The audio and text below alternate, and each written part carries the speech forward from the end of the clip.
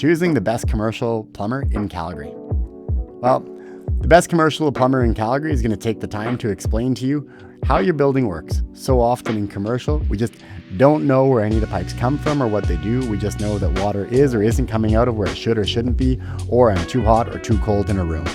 What you're looking for is a plumber or an HVAC professional who's going to come in there, take the time to get to know your building, want to get to know you as the building, understand what works for you from a pricing perspective, what needs to be fixed fast and what within a certain budget, what needs to be pre-approved.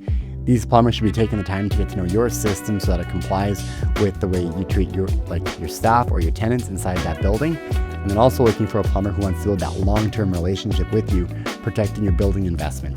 The makeup airs, the boilers, the rooftop units, the hot water tanks, servicing them to a level that's going to maximize their life expectancy and longevity, reducing their downtime, reducing your client complaints, and all taking the time to get to know the building and yourself and your processes.